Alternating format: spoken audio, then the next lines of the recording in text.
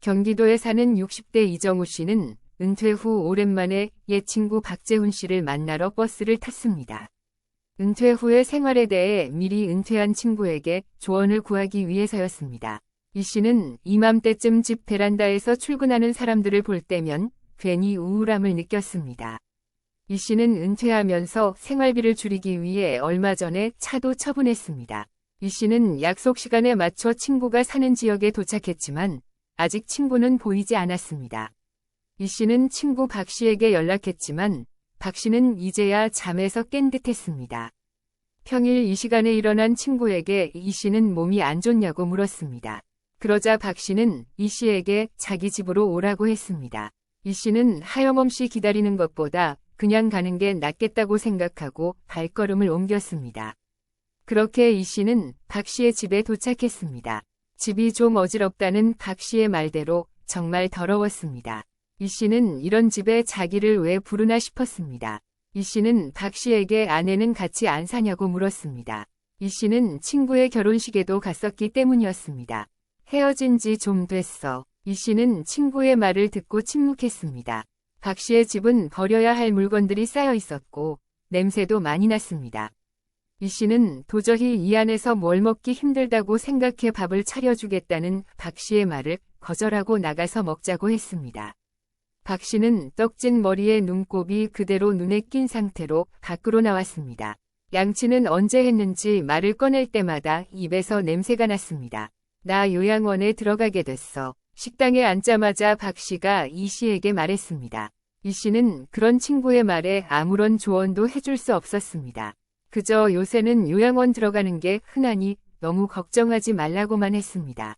사실 이 씨는 박 씨의 이런 모습이 익숙지 않았습니다. 박 씨는 이 씨 동창 친구들 중 가장 성공한 직장인이었습니다. 어린 나이에 대기업에 들어가 예쁜 아내와 결혼해 가정을 이루었고 키도 훤칠하고 잘생긴 데다 친구들이 모두 부러워하던 사람이었습니다. 하지만 시간이 아무리 흘러도 이렇게 변해버린 친구의 모습에 이 씨는 적응하기 어려웠습니다. 퇴직 후에 조언을 구하러 왔다고 말하자 박 씨는 멋쩍게 웃으며 나처럼만 안 살면 돼 라고 말했습니다. 이 씨는 오랜만에 만난 친구에게 그동안 어떤 일이 있었는지 물었습니다. 친구 박 씨는 자신의 이야기를 시작했습니다. 박 씨는 대학교를 졸업하자마자 수많은 경쟁률을 뚫고 대기업에 입사했습니다. 야, 축하해. 그 큰 기업에 어떻게 합격한 거야? 어릴 때부터 재훈이가 머리 하나는 유별나게 좋았다고들 했지. 나중에 우리 좀 챙겨줘. 이제 시작이지 뭐. 박 씨는 겸손했고 친구들 앞에서 자랑하지도 않았습니다. 박 씨는 대기업에 다니며 돈을 잘 벌었습니다. 첫 월급을 부모님께 전부 드리기도 하고 친구들을 만나면 자기가 술값을 다 계산했습니다. 박 씨는 대기업 입사 2년 만에 결혼하고 이후 자식 2명을 낳았습니다. 박 씨는 가족을 위해 돈 쓰는 것을 아끼지 않았습니다. 해가 갈수록 연봉도 오르며 생활 수준도 그에 맞춰 올렸습니다. 하지만 박 씨는 바쁘다는 핑계로 재테크나 금융 공부를 전혀 하지 않으며 미래를 대비하지 않았습니다. 살다 보니 시간이 정말 빠르게 흘렀습니다. 자식들은 어느덧 성인이 되었고 박 씨는 은퇴 시점이 다가왔습니다. 박 씨는 은퇴라는 말이 별로 실감나지 않았습니다. 그리고 성격 자체가 워낙 문제가 닥쳤을 때 해결하는 성격이라 딱히 걱정하지 않았습니다. 그렇게 박 씨는 예상보다 빠르게 은퇴를 하게 되었습니다. 박 씨는 30년 직장 생활을 마치기 일주일 전 출근길에 길거리에서 하염없이 울었습니다. 이때서야 박 씨는 은퇴가 실감났습니다. 박 씨는 은퇴하고 괜히 집에 있는 아내와 자식들 눈치가 보여 평소처럼 아침 7시에 집을 나섰습니다. 그래도 많진 않지만 모아둔 돈도 있고 연금도 받을 거라 돈에 대한 걱정은 크지 않았습니다. 이때까지도 대기업 다니던 친구이자 아들이라는 인식이 있어 부모님뿐만 아니라 주변에서도 박 씨에게 금전적으로 기대는 사람들이 많았습니다. 은퇴 후에도 박 씨는 부모님이 병원비를 달라 하거나 친구가 어렵다고 하면 조금씩 도와줬습니다. 그리고 자신이 정말 하고 싶었던 취미인 사진 찍기를 시작했습니다. 카메라부터 필름 비용까지 생각보다 돈이 많이 드는 취미였습니다. 하지만 이것도 금방 질린다는 것을 이 씨는 곧 깨달았습니다. 점점 돈이 떨어진 이 씨는 주변 사람들에게도 금전적인 지원을 더는 할 수 없었습니다. 돈을 빌려주지 않자 이제 주변 지인들이 하나둘씩 이 씨를 떠나기 시작했습니다. 안 그래도 은퇴하자마자 대인관계가 끊어졌던 이 씨는 이때부터 자존감이 조금씩 떨어지고 외롭기도 했습니다. 이 씨는 아내와 함께 자연에서 살아보기 위해 계획했던 제주도로 이사를 준비했습니다. 그렇게 제주도에서의 생활이 시작되었습니다. 처음에는 정말 좋았습니다. 여름엔 집에 있던 차림 그대로 슬리퍼만 신고 해수욕을 하고 겨울엔 한라산 눈꽃놀이까지 즐기며 이 씨는 배우고 싶었던 목공을 배워 가구를 새로 만들었고 아내는 베이킹을 했습니다. 여러 유명 관광지를 돌아다니고 텃밭과 꽃밭도 가꿨습니다. 그러다 둘만 있는 게 질려서 동호회에도 가입해 새로운 관계를 맺기도 했습니다. 제주도의 공기는 맑았고 하늘은 예뻤습니다. 하지만 이 씨와 아내는 이내 다시 도시로 돌아갔습니다.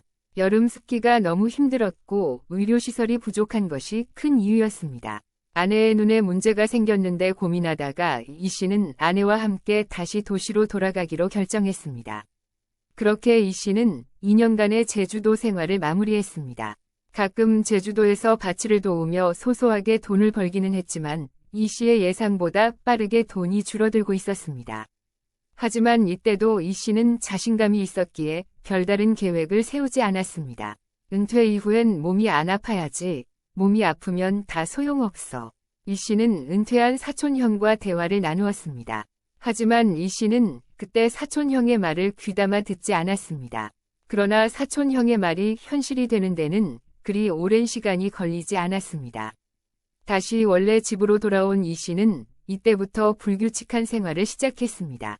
은퇴 직후에는 출근을 하지 않아도 아침 7시에 일어났는데 이제는 예전처럼 아침에 몸이 움직이지 않았습니다. 무엇보다 규칙적인 생활을 하지 못하고 몸이 많이 나태해졌습니다. 잠이 오지 않아 새벽까지 유튜브를 보다가 잠들었고 이런 악순환이 반복되며 점점 늦게 일어나 오후가 다 돼서야 일어나는 날이 많아졌습니다. 운동도 습관이 되지 않아 내일부터 한다고 미루다가 결국 아직도 하지 못했고 배는 점점 나왔습니다. 이런 생활로 이 씨의 건강은 당연히 악화되었습니다. 이 씨는 이때부터 병원을 여기저기 다니기 시작했습니다. 눈이 안 좋아진 아내도 병원에 가는 횟수가 늘었고 병원비가 많이 나가자 이 씨는 처음으로 생활비 때문에 아내와 다투기도 했습니다. 이 씨는 점점 술을 가까이 하게 되었습니다. 술을 마시다 보니 아침에 더 늦게 일어나고 운동도 뒤로 미뤄졌습니다. 아내와 다툴 때마다 집을 나섰고 분주하게 출퇴근하는 직장인들을 보며 나는 뭐하고 있나 하는 생각에 우울감이 커졌습니다. 그런 이 씨에게 동창회에 참석하라는 연락이 왔습니다. 이 씨는 허한 마음을 달래기 위해 동창회에 참석했습니다.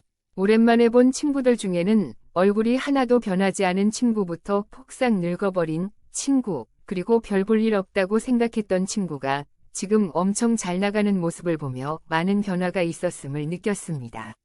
이 씨도 그중 한 명이었습니다. 너 얼굴이 왜 그래? 이 씨가 모습을 비추자마자 한 친구가 얼굴에 대해 지적했습니다. 이 씨는 얼굴에 대해 지적을 한 번도 받아본 적이 없었기에 당황했습니다. 그냥 늙었지 뭐. 그건 그렇고 요즘 어떻게 지내? 이 씨는 친구의 질문에 사실대로 대답하지 못하고 회피했습니다. 그런 이 씨를 보고 한 친구가 상황을 눈치챘는지 말을 꺼냈습니다. 학교 다닐 때 공부 잘해서 대기업이나 공무원으로 잘 살던 사람들이 은퇴하고 더 빨리 몰락하는 경우가 많던데 혹시 너도 그래? 너 같은 애들이 오히려 어려울 때 생존 능력이 떨어지더라고. 일할 때는 하청업자들이 고개 숙이고 떠받들지만 은퇴하면 버려진 퇴물이잖아. 그러니까 일할 때 항상 고개 숙이고 겸손해야 하는 거야. 그 친구는 마치 이 씨의 마음을 꿰뚫기라도 한 듯 말했습니다. 이 씨는 속이 상해서 그 친구에게 화를 내며 음식이 나오기도 전에 동창회에서 빠져나왔습니다. 이 씨는 서러운 심적 고통을 겪어야 했습니다. 이 씨는 안 되겠다 싶어 남은 자금을 끌어모아 창업을 시도했습니다. 이때 조교 기계가 한창 인기여서 조교샵을 하나 차렸습니다. 이 씨는 아내와 함께 운영했습니다. 처음에는 장사가 나름 잘 됐지만 점점 거품이 빠지면서 이 씨는 적자를 면치 못했습니다. 온라인으로 홍보하는 법도 몰랐고 이 씨는 어떻게 하면 손님이 많이 올까를 고민하기보다는 그저 하루하루 걱정만 하다가 결국 폐업 수순을 밟았습니다. 이 씨는 몇 년 사이에 모아둔 은퇴 자금을 대부분 날렸습니다. 이 씨는 가게를 접고 뉴스를 보게 되었습니다. 은퇴 후 창업한 사람들 중 평균 9,600만 원을 날린다는 통계였는데 그 금액이 딱 이 씨가 날린 돈과 비슷했습니다. 이 씨는 이제 일을 하지 않을 수 없게 됐습니다. 이 씨는 그렇게 처음에는 야간 주차 요원 일을 시작했습니다. 이때는 소소하게라도 월급을 받을 수 있는 일을 구하려고 해서 구한 일이었습니다. 이 일도 경쟁률이 아주 치열해서 몇 번이나 떨어진 후에 겨우 얻은 귀한 직업이었습니다. 하지만 나이가 많다고 해서 사람들과의 마찰이 없어지지는 않았습니다. 이 씨와 비슷한 또래로 보이는 사람은 항상 이 씨에게 일을 제대로 하라며 핀잔을 주고 일이 없는 것 같다는 말을 매일같이 했습니다. 그리고 밤에 일하는 것은 이 씨에게 너무 힘들었습니다. 이 씨는 아내에게 일을 더는 할 수 없겠다고 선언했습니다. 아내는 그런 이 씨를 곱게 보지 않았습니다.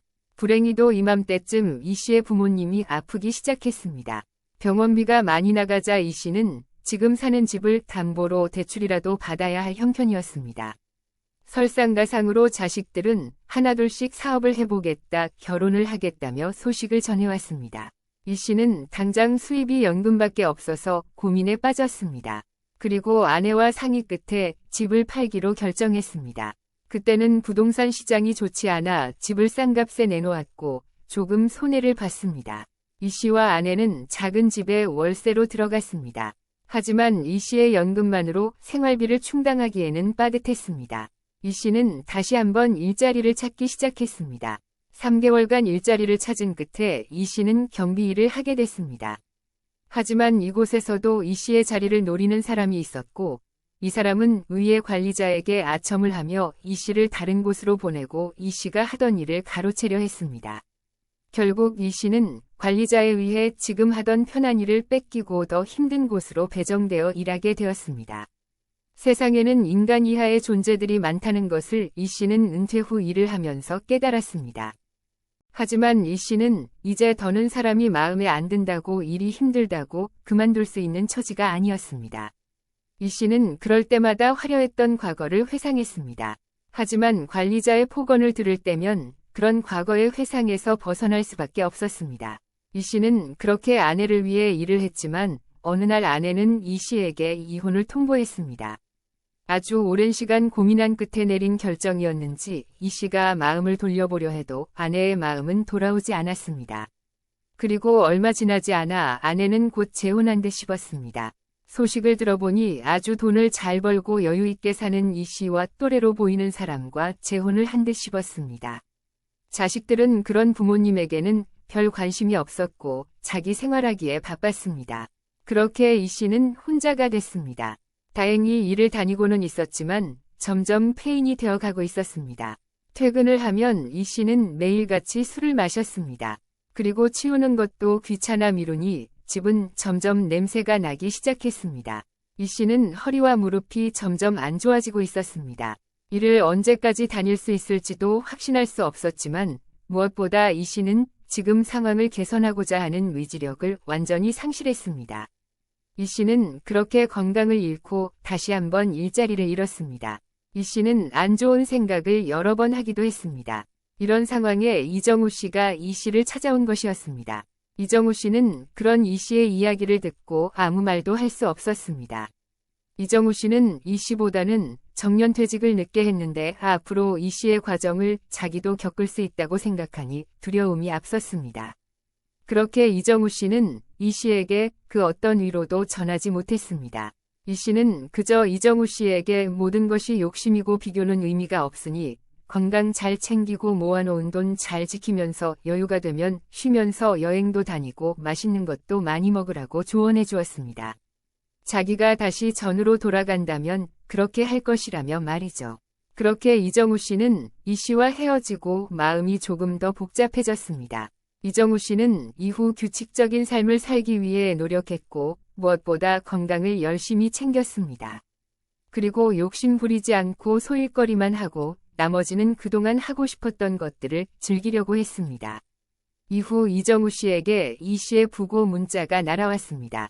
이 씨는 이정우 씨를 만난 지 1년도 안 돼 세상을 떠났습니다.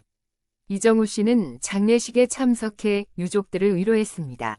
그리고 이정우 씨는 항상 이 씨가 해줬던 말들을 반면교사 삼아 덕분에 은퇴 후 삶은 나름 평온하게 잘 보내고 있습니다.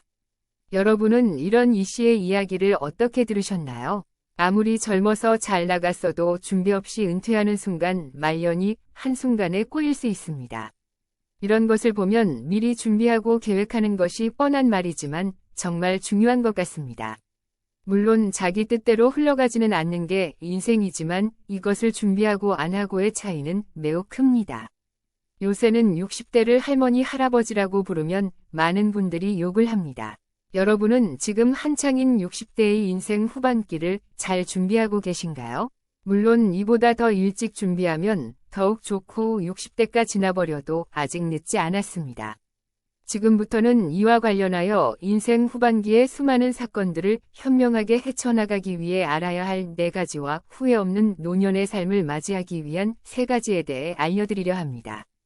영상 끝까지 시청하셔서 인생에 도움되는 지혜들 모두 얻어가셨으면 좋겠습니다.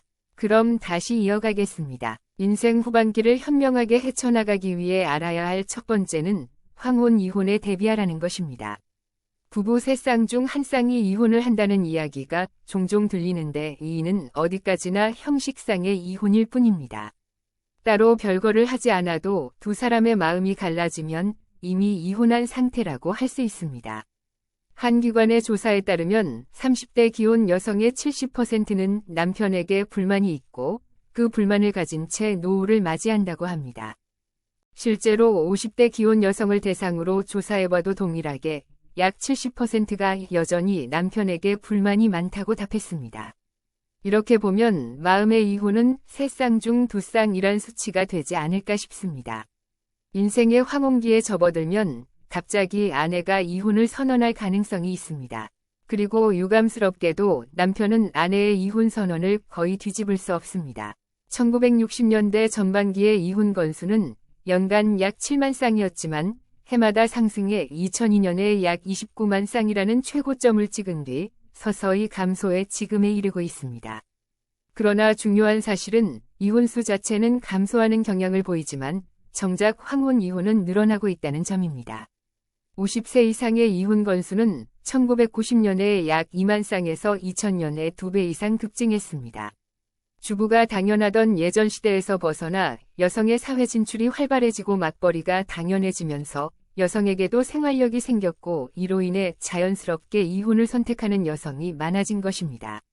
의외로 많은 남편들이 전업주부인 아내가 감히 이혼을 하고 싶다는 생각을 어떻게 하겠느냐는 착각을 합니다. 설령 이혼을 결심할 순 있어도 막상 혼자서 먹고 사는 문제를 해결하지 못할 것이라며 아내의 생각을 대수롭지 않게 여기는 경우도 많습니다. 유감스럽게도 지금은 그런 시대가 아닙니다. 황혼 이혼을 피하는 의외의 비밀병기 중 하나는 반려동물입니다. 부부라지만 원래는 완벽한 타인이었기 때문에 오래도록 함께 살려면 서로를 이해하고 부부 관계를 원만하게 만들어가는 노력이 필요합니다. 이때 노력은 결혼기념일에만 고급 레스토랑에 가는 것을 의미하는 것이 아니라 서로에 대한 배려를 매일같이 쌓아가야 한다는 뜻입니다.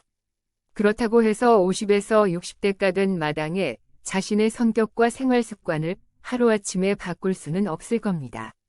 마찬가지로 상대방에게 바꿀 것을 요구하는 것도 무리라고 생각합니다. 아이가 성장에 독립하면 대개는 빈집처럼 느껴질 만큼 대화가 없는 조용한 집이 됩니다. 달리 말하면 아이를 키운다는 것이 어떤 의미에서는 부부간 소통의 계기였는지도 모릅니다. 이런 맥락에서 보면 반려동물을 키우는 일이 황혼기 부부가 원만하게 지낼 수 있는 비결이 될 수 있습니다. 실제로 내가 만난 고객들 중 70대에도 사이가 좋은 부부들은 대부분 강아지나 고양이를 키우고 있었습니다. 반려동물이 공통의 화제거리가 되고 관심사가 되기 때문입니다. 반려동물이 주는 긍정적인 효과는 이뿐만이 아닙니다. 나 역시 시바견을 키우고 있는데 매일 아침 산책을 하다 보니 자연스럽게 운동을 하게 되고 건강도 좋아졌습니다. 또 독립한 자녀가 반려동물이 보고 싶어서 전보다 자주 본가에 찾아오기도 합니다. 이처럼 반려동물은 의외로 노후를 밝게 만들어주는 에너지가 될 수 있습니다. 인생 후반기를 현명하게 헤쳐나가기 위해 알아야 할 두 번째는 실직이나 이혼 등으로 다시 돌아온 자녀들에 대비하라는 것입니다. 버블 붕괴 이후 30년 동안 세상은 상상 이상의 많은 경제적 변화를 겪었고 이에 따라 기업 간 경쟁도 더욱 극심해졌습니다. 오늘날은 회사 재건을 위한 수단으로 인력 구조 조정이 흔하게 이루어지기 때문에 40대 중반에 한창 일할 나이의 정사원이 구조 조정에 직면하는 경우가 드물지 않게 발생합니다. 중년이 된 지 얼마 안 됐는데 갑자기 전직을 강요받는 것입니다. 게다가 특별한 능력이나 경력이 없으면 재취업도 어려운 연령입니다. 비정규직이나 아르바이트 자리는 있겠지만 새파랗게 어린 사람의 지시를 받거나 때로는 무례함을 참아내며 일하는 것은 정신적으로 큰 고통을 수반합니다. 그러다 보면 일할 의욕을 잃고 은둔형 외톨이로 전락하게 됩니다. 자식이 40이 넘은 중년이 되어 본가로 다시 들어올 것을 상상했던 부모가 과연 몇이나 될까요? 하지만 오늘날 바뀐 사회 환경을 감안하면 충분히 일어날 수 있는 일입니다. 나이든 자녀가 아무 문제 없이 회사를 잘 다니고 있는 것처럼 보이겠지만 실제로는 하루하루 스트레스와 싸우며 일을 하고 있을지도 모릅니다. 설령 구조조정에 처하지 않았더라도 출세 코스에서 벗어났다는 스트레스로 인해 알코올 의존증이나 출근 거부를 하는 경우도 있습니다. 이러한 스트레스는 가끔 아내와 자녀를 향한 폭력으로 발전하기도 해서 부부간의 갈등이 커지고 결국 이혼으로 이어지는 경우도 흔합니다. 집을 떠난 아내는 아이를 데리고 친정으로 가버리고 아내의 부모는 딸과 손주의 생활비까지 부담해야 하니 노후 자금에 큰 타격을 입게 됩니다. 그러므로 이에 대해 미리 대비가 필요합니다. 인생 후반기를 현명하게 헤쳐나가기 위해 알아야 할 세 번째는 퇴직금의 사용 목적을 은행에 물어서는 안 된다는 것입니다. 노후를 위해 얼마를 저축해야 하나요? 만일 중학생이 사회 과목 수업 중에 이렇게 질문했다면 장래를 생각하는 좋은 질문이지만 정년퇴직을 앞둔 사람이 던진 질문이라면 냉혹한 노후 생활을 각오해야 할 것입니다. 저축이 얼마나 있어야 생활 수준을 떨어뜨리지 않고 노후를 보낼 수 있는지에 대한 답은 오로지 자신이 가지고 있어야 하기 때문입니다. 그렇지 않으면 금융기관에 좋은 일만 시켜줄 뿐입니다. 내가 담당했던 고객 중 정말 안타까운 사례가 있었습니다. 그 고객은 퇴직금을 은행의 권유로 브라질을 테마로 한 펀드에 투자했습니다. 당시 브릭스라 불리던 5개국이 경제적으로 주목받고 있었고 마침 브라질의 리우데자네이루에서 올림픽 개최가 결정되었기 때문에 투자가 매력적으로 보였던 것이죠. 하지만 뚜껑을 열어보니 올림픽 개최 전임에도 불구하고 브라질 주식시장은 급락했습니다. 자산이 순식간에 줄어든 것입니다. 물론 모든 펀드가 나쁘다는 말은 아닙니다. 하지만 바쁜 은행원이 정말로 고객 한 사람 한 사람에 맞춘 펀드를 제안할 수 있을까요? 고객보다는 은행이 돈을 버는 펀드를 팔고 있다는 점을 간과해서는 안 됩니다. 인생 후반기를 현명하게 헤쳐나가기 위해 알아야 할 네 번째는 우울증을 털어내기 위해 아침마다 15분씩 산책하라는 것입니다. 노인성 우울증에 빠지지 않으려면 어떻게 해야 할까요? 우울증을 유발하는 여러 요인 중 하나로 세로토닌이라는 신경전달 물질의 감소가 있습니다. 세로토닌은 이른바 행복 호르몬이라고도 불리는데 세로토닌이 증가하면 행복감을 느낄 수 있습니다. 오전에 쏟아지는 태양빛을 받으며 산책을 하면 세로토닌이 분비됩니다. 평온함과 편안함을 얻을 수 있고 기분이 좋아지며 활력이 생깁니다. 반면 세로토닌이 줄면 불안, 걱정, 예민함, 신경질, 초조 상태가 되며 만성화하면 우울증이 됩니다. 실제로 기상청이 조사한 자료에 따르면 겨울 일조 시간이 짧아지면 자살률이 높아진다는 사실을 알 수 있습니다. 이처럼 햇볕을 쬐는 일은 정신건강은 물론 생존과도 직결되는 중요한 요소입니다. 청명한 날에는 무조건 밖으로 나가세요. 가장 좋아하는 반려동물과 함께 아침 햇살을 받으며 산책을 하면 세로토닌이 더 잘 분비될 것입니다. 일찍 일어나려면 일찍 잠자리에 들어야 하고 기분 좋은 아침을 맞이하려면 과음이나 폭식은 피해야 합니다. 아침 산책을 하루의 중심으로 삼으면 연쇄적으로 모든 행동이 긍정적인 방향으로 바뀝니다. 현역 시절에는 아침 일찍 출근해야 했기 때문에 그럴 시간이 없었겠죠. 아내도 통학 준비와 가사일로 바빴을 것입니다. 하지만 노후에는 조금씩이라도 저운이 긴 생활을 위해 노인성 우울증을 예방하는 습관을 들이는 것이 중요합니다. 아침 산책을 하면 집에 돌아와 먹는 아침 식사도 훨씬 맛있게 느껴질 것입니다. 심신이 개운해져서 독서와 취미에도 전향적으로 몰두할 수 있습니다. 매일 10km씩 조깅하지 않아도 됩니다. 그럴 필요도 없습니다. 그저 15분씩 아침에 산책하고 비 오는 날은 쉬면 됩니다. 무리하지 않는 선에서 오래도록 꾸준히 하는 것이 비결입니다. 또한 물건을 사러 나가는 횟수를 늘리고 일주일에 3에서 4회쯤은 바깥에서 용물을 일부러라도 만들어 외출의 기회를 점점 늘려나가세요. 아파트에 산다면 가능한 한 계단으로 다녀서 다리의 근력을 키우는 것도 좋은 방법입니다. 다만 무엇이든 지나친 것은 금물입니다. 무리해서 부상이라도 당하면 모든 노력이 물거품이 되지 않겠습니까? 75세 이상이 다치거나 골절로 입원하게 되면 장기간 입원 생활로 이어질 가능성이 큽니다. 만약 또래보다 체력이 좋다면 비교적 낮은 뒷산에 오르거나 풀장에서 걷는 활동을 권장합니다. 특히 등산을 하면 정상까지 올랐다는 성취감, 근력 상승, 자연에 둘러싸여 느끼는 힐링, 그리고 세로토닌 분비 등 다양한 장점이 있습니다. 다만 산에서 내려올 때는 체중의 4에서 7배에 달하는 부하가 무릎에 걸리기 때문에 발과 허리를 다칠 위험이 있습니다. 그러니 반드시 보호대를 착용하고 하산할 때는 특히 조심해야 합니다. 풀장에서 걷는 연습은 다리에 무리가 가지 않는 전신 운동이므로 노후에 적합한 운동으로 추천합니다. 이어서 후회 없는 노년의 삶을 맞이하기 위해 알아야 할 3가지를 알려드리겠습니다. 첫 번째는 부모를 돌봄 시설에 모신다고 해서 죄책감을 느낄 필요가 없다는 것입니다. 잠시 고령자의 자녀 입장에서 생각해 봅시다. 직장 생활을 하고 어린아이를 키우면서 돌봄까지 한다면 정말 큰일이 아닐 수 없습니다. 아마 금세 신경쇠약에 걸릴 정도로 정신적으로도 피폐해질 것입니다. 그렇다고 돌봄 시설에 모시는 것이 불효라는 생각을 할 필요는 없습니다. 돌봄 활동은 장기화될 가능성이 크기 때문에 지금 힘든 순간만 이겨내면 괜찮아지겠지 하는 막연한 희망은 위험합니다.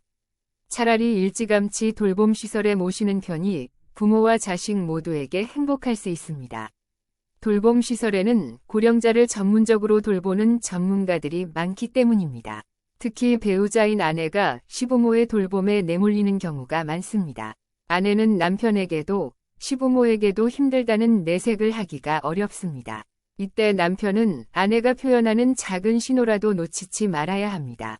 그 신호를 빨리 알아차리고 대화를 나누며 다독여주는 것이 장기적으로 가족 모두가 행복해질 수 있는 방법이라는 점을 기억합시다. 두 번째는 잠은 오래 자는 것보다 잘 자는 게 중요하다는 것입니다. 잠은 단순히 오랜 시간 자는 것만으로 좋은 것이 아닙니다. 흔히 수면을 이야기할 때 시간을 많이 언급하지만 얼마나 잘 자는지도 그만큼 중요합니다. 실제로 수면의 질이 나쁘면 질병에 걸리기 쉽다는 사실이 과학적으로 입증된 바 있습니다. 의학계 보고에 따르면 암은 1.6배, 고혈압은 2배, 당뇨병은 2배, 감기는 4.2배나 증가합니다. 치매 역시 수면의 질 저하로 발병률이 높아지는데 치매는 고령이 된 후의 행동만으로 발병하는 게 아닙니다. 수십 년 동안 나쁜 수면 습관으로 인해 뇌에 노폐물이 쌓여 치매가 일어나는 것입니다.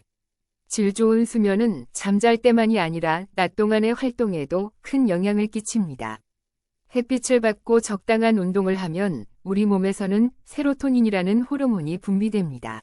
행복 호르몬이라고도 불리는 세로토닌은 심신을 안정시키는 역할을 하며 세로토닌이 분비되면 수면의 질도 당연히 좋아집니다.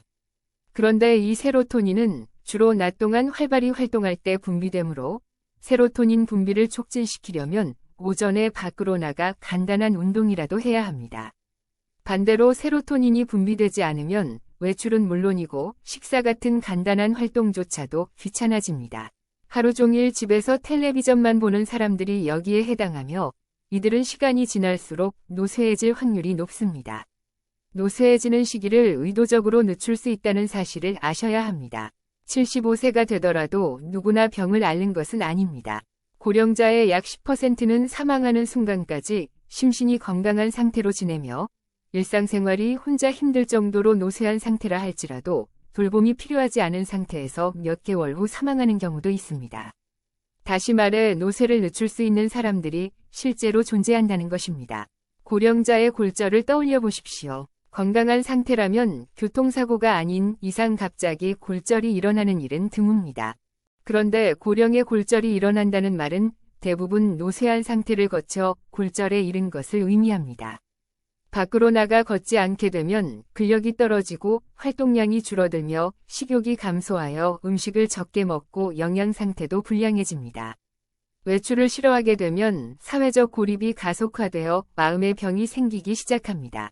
이것이 바로 노쇠해지는 과정입니다. 노쇠한 상태가 되면 집안에서도 잘 넘어지고 이로 인해 골절되는 경우가 압도적으로 증가합니다. 반대로 가족이나 친구와 적극적으로 관계를 맺고 각각 활동을 하는 사람은 집안에서 골절 같은 일이 거의 일어나지 않습니다. 나 역시 천식을 앓고 있지만 대부분 건강한 나날을 보내고 있습니다. 밤 9시에 잠자리에 들어 새벽 5시에 일어나며 주말에는 아이와 축구를 하거나 이따금 웨이트 트레이닝도 하고 있습니다.